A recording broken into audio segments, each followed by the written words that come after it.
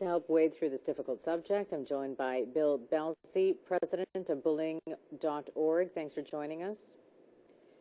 Thank you for having me. Bill, what was your initial reaction when you heard about Amanda Todd and cyberbullying?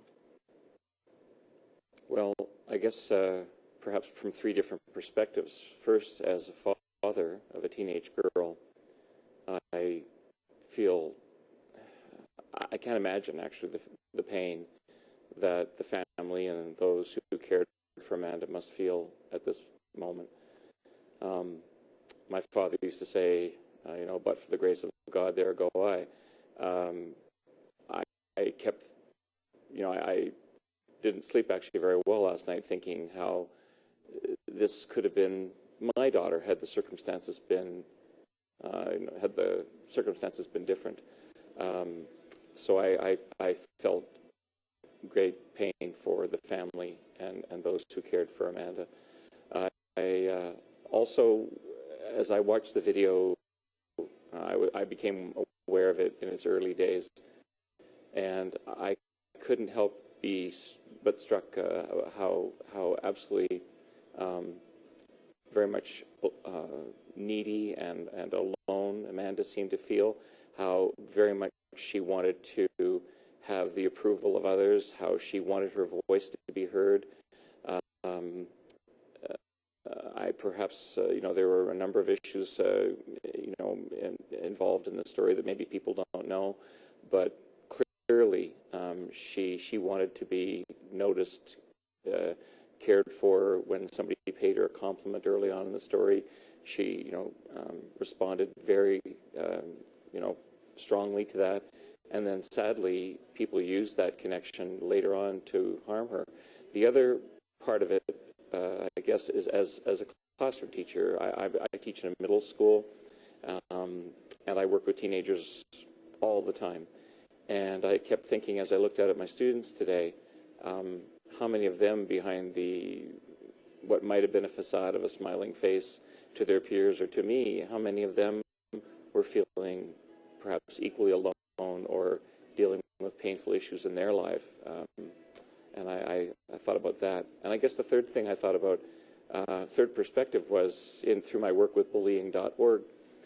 I've been doing this work for a long time now, and I remember originally coining the term cyberbullying over a decade ago, and I remember when I first started talking about it, I remember even actually a media person laughing at me on the air, thinking it was rather trivial and not very serious. But now we know that there are real life consequences to the things that happen in cyberspace.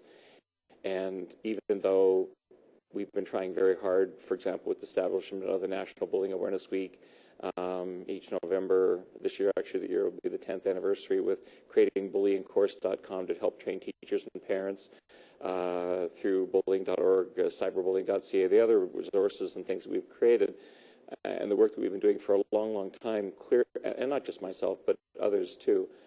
Clearly, there's just so much work that needs to be done yet. For example, most teachers in Canada, when they study to be teachers at university, rarely receive any proper a research-based course or any kind of proper training. I liken that to having nurses and doctors who aren't, properly trained to deal with the flu, which would be unthinkable today. And yet, in education, most educators are really not properly trained. So when folks like me visit a school and we say to kids, please tell an adult that you know and trust. Well, if in the case of myself and my fellow teachers, if we're not properly trained, we can actually make the situation worse. So if there's a young person like Amanda who does reach out, we need to know what to do. So I guess I reacted, very deeply and personally as a father with a teenage daughter, as a professional educator, and then in my work outside those responsibilities with bullying.org. Her Facebook memorial page, and this is what's really disturbing, has been targeted by bullies. What would their motivation be now that she's dead?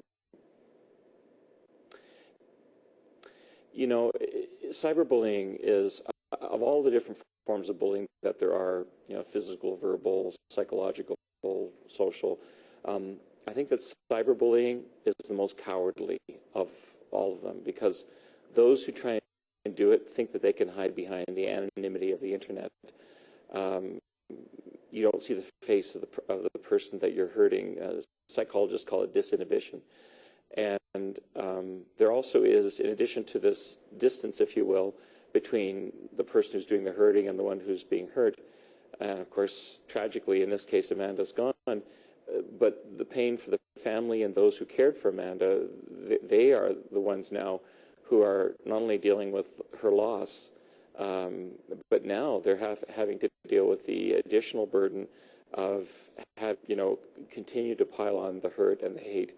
It's very, very disturbing, and I feel very badly for all of those who did care for Amanda, to have to see this now. Now that she's gone, this additional pain. Okay, Bill, thanks so much for joining us. I'm sorry to have to be with you on such an occasion, but I think talking about these things will help maybe parents have discussions with their kids and be much more aware of and engaged in their online activities as well, and hopefully that will help others.